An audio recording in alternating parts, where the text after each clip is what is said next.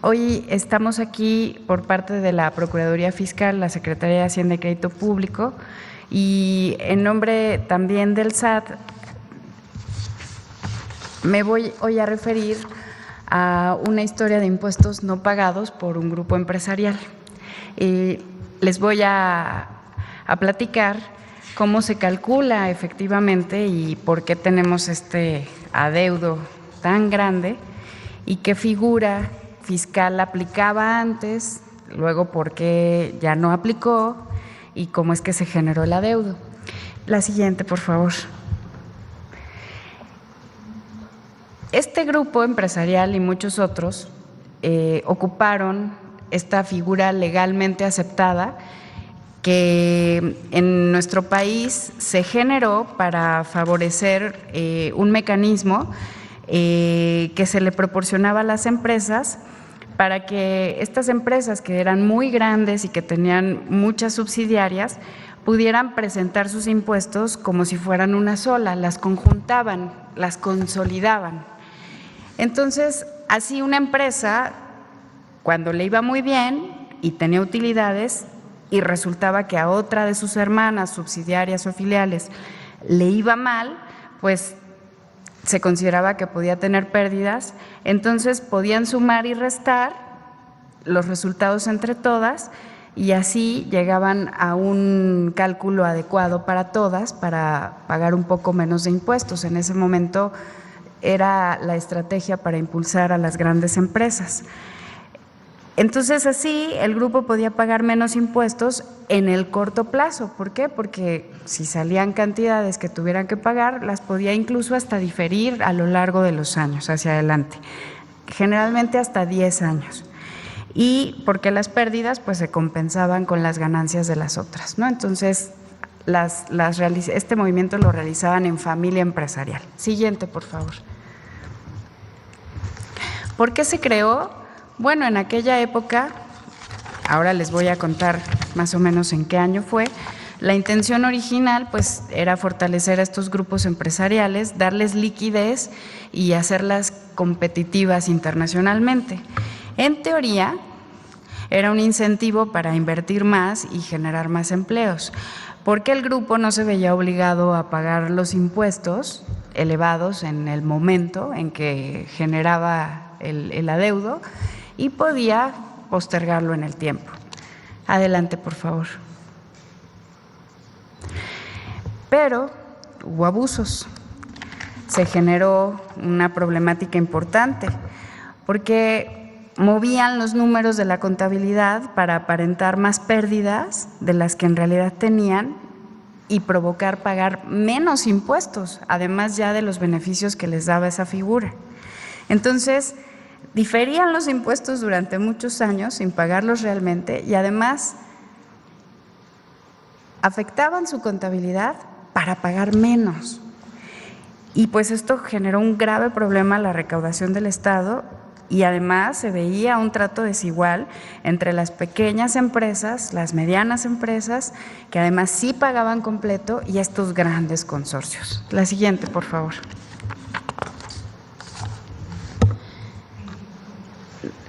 En 1982 es cuando se crea esta figura y se buscaba este régimen de apoyo. Después, entre 2000 y 2012, mantiene el grupo en aquel entonces en el poder, mantiene el régimen empresarial y empezaron a generarse ciertas críticas porque ya se estaba cayendo en un excesivo diferimiento. Y en 2012 y 2018, entre esos años, ya era tan grave la crisis fiscal que se consideró importante que debía de hacerse una reforma a ese régimen. Y entonces en 2014 es cuando cambia este régimen, lo cancelan y lo que lo sustituye es un nuevo régimen que se llama régimen opcional para grupos, que es mucho más estricto, con plazos para pagar impuestos más definidos, y el argumento pues era ese: ya se había abusado demasiado y había que recuperar los ingresos públicos. Cuando en 2018 llega nuestro nuevo gobierno, se refuerza la fiscalización, se determinan 0 privilegios fiscales, ya no hay consolidación, el régimen debe ser parejo para todos, debemos conducirnos en equidad y justicia tributaria para lograr el crecimiento y prosperidad del país. Siguiente, por favor. Entonces,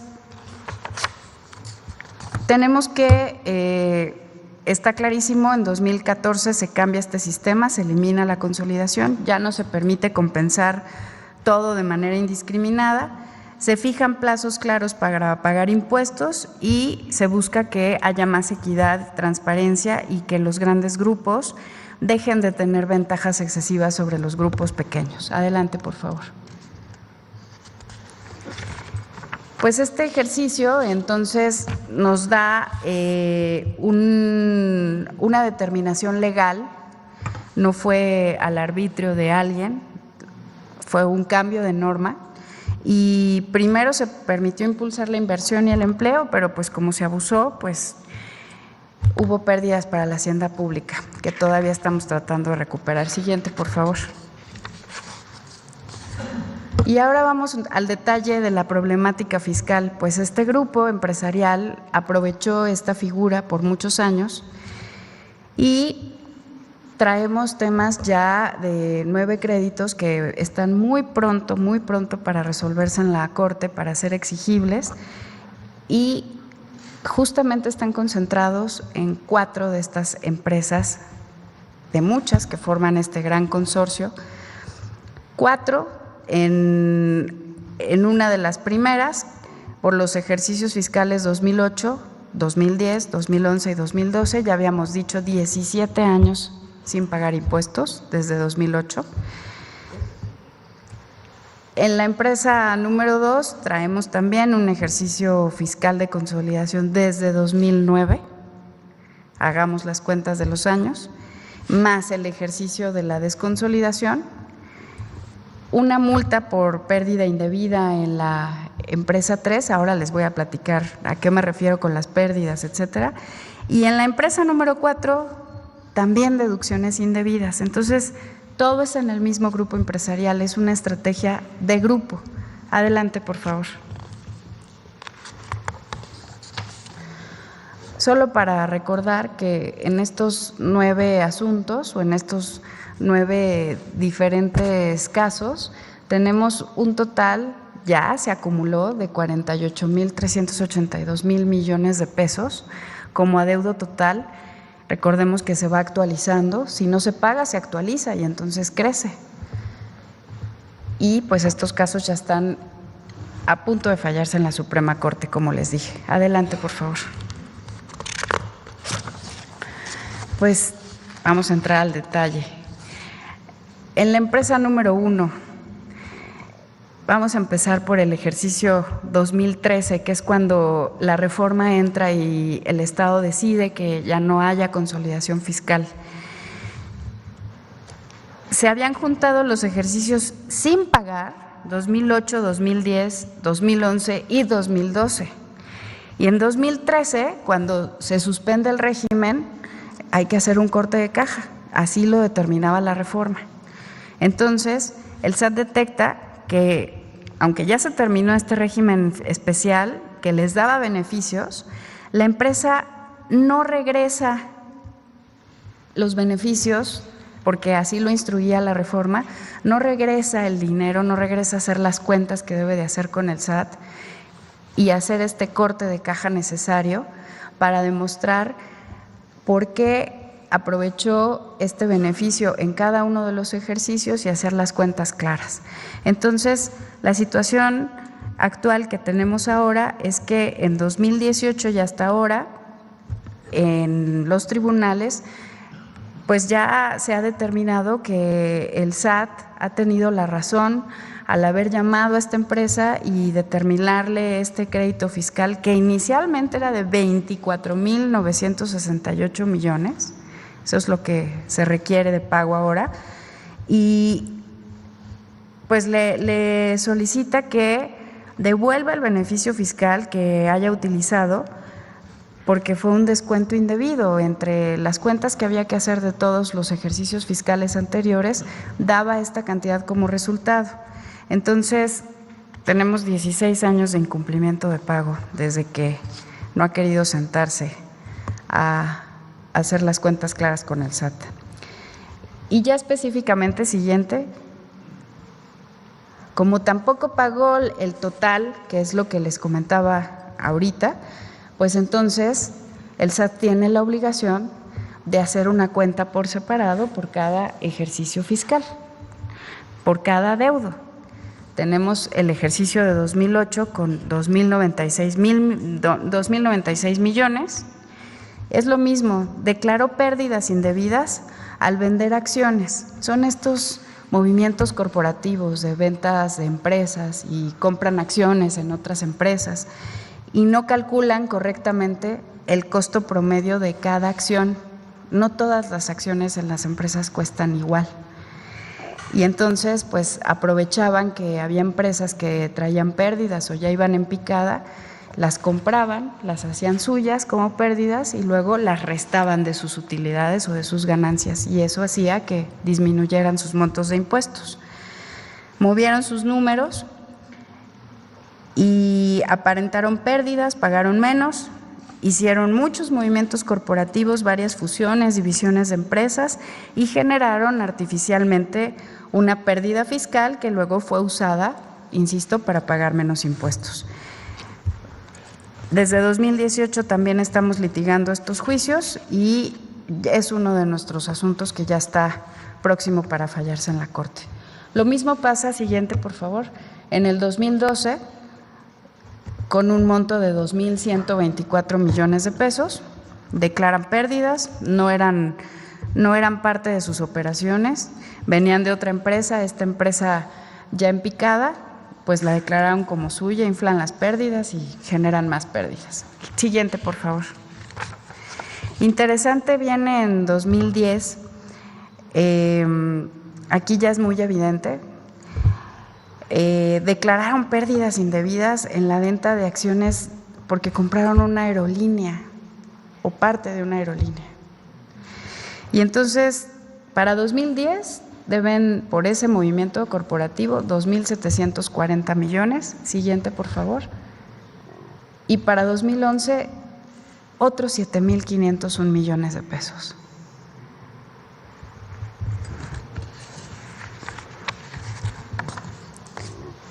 Sin palabras. En la empresa número 2, tenemos 2 ejercicios fiscales ya con temas en corte.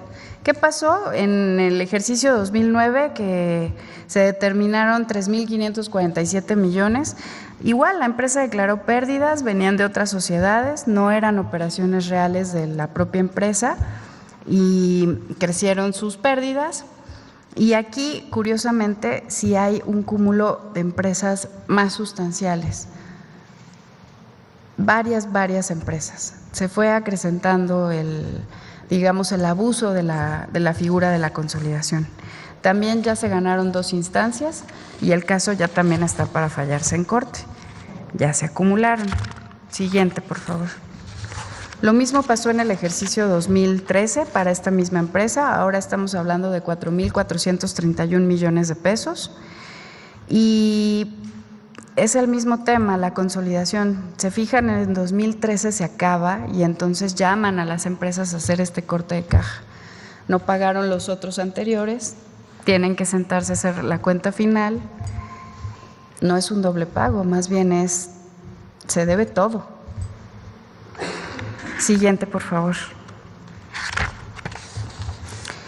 La empresa número 3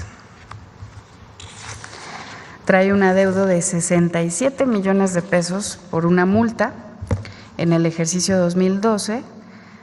También es una irregularidad fiscal reportar pérdidas más grandes de las que tuviste en realidad como empresa. Y el SAT, como verifica, pues se da cuenta que esto sucede y entonces multa a la empresa número 3. También ya hay precedentes judiciales en la Corte ya no va a poder entrar a fondo porque ya hay criterios anteriores, va a fallar a favor del fisco federal. Siguiente, por favor. Y la empresa número 4 pues resulta que dedujo más pérdidas de lo necesario, es decir, dedujo viáticos, anticipos, servicios, un montón de conceptos que en realidad no eran básicos para su operación. El SAT ya le ganó también este caso en todas las instancias y estamos esperando que se confirme o no solamente un tema de comisiones a distribuidores, y aún está pendiente este amparo en la Suprema Corte de Justicia. Adelante, por favor. Como verán, estos 9 casos muestran un patrón de abuso de la figura de la consolidación fiscal. Per se no era mala, tenía un buen objetivo, pero se abusó de ella. Y después de haber usado pérdidas durante años de empresas que fueron adquiriendo con el paso del tiempo, en la mayoría de los juicios se ha determinado que el SAT tiene la razón, ha ganado y desde la primera instancia, pero las acciones de litigio de este grupo pues han sido muy agresivas y por eso nos han llevado tantos años hasta ahora que vamos a esperar una resolución firme ya de la Suprema Corte de Justicia. Por favor, siguiente. Y como lo comentaba nuestra presidenta, hay un beneficio constitucional establecido en el artículo 28, pero una obligación para el Estado mexicano. Están prohibidos los monopolios, los estancos, pero también las condonaciones de impuestos y las exenciones de estos.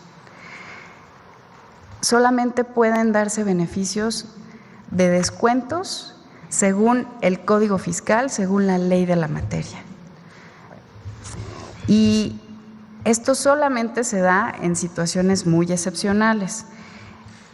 El caso es que cualquier contribuyente puede acceder a ellos para presentarse ante la autoridad fiscal siempre y cuando quiera pagar oportunamente, y entonces se prevén estos beneficios para disminuir la cantidad en multas y recargos.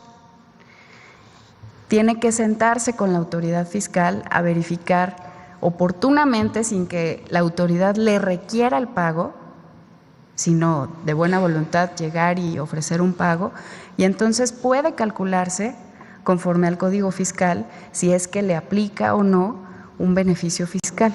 Podría llegar a disminuirse para cualquier contribuyente su adeudo fiscal.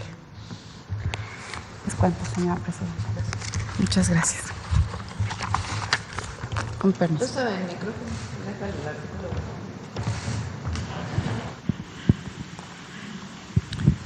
Esta fue incorporada por el presidente López Obrador en la Constitución. No existía. Bueno, a propuesta para el Congreso y aprobada. O sea, la presidenta, el director del SAT, el secretario de Hacienda, no pueden, por Constitución, condonar, hacer exenciones en condiciones que fijan las leyes. No se puede. La Constitución claramente dice que las condonaciones de impuestos y las exenciones de impuestos en los términos y condiciones que fijan las leyes está prohibida.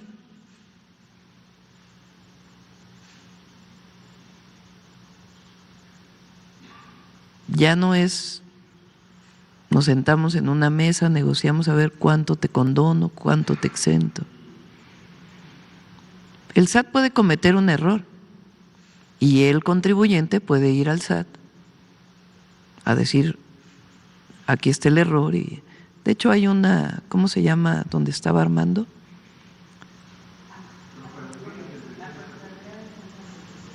La Procuraduría de Defensa del Contribuyente. Existe una institución, la Procuraduría de Defensa del Contribuyente, donde si alguien supone que hay un abuso de la autoridad, pues puede acudir a la Procuraduría, y existen además pues los amparos y los tribunales por si se comete alguna injusticia. El tema es que aquí ya pasó del viejo Poder Judicial, ni siquiera del nuevo. Ya pasó primera instancia, segunda instancia, tercera instancia, y ahora está 9 temas a resolución de la Corte, entre muchos otros que también tienen que ver con asuntos fiscales, con otros grupos o alguna otra persona. Entonces, ¿qué beneficios puede tener? Los beneficios que dice el Código Fiscal, que se le pueden quitar las multas, los recargos, si es que desea pagar. Pero lo que dice la ley. Entonces, la puerta del SAT está abierta, pero es en el marco de la ley. Este no es un asunto político, más allá de cualquier diferencia política. No es un asunto político. Es un asunto de cumplimiento de la ley.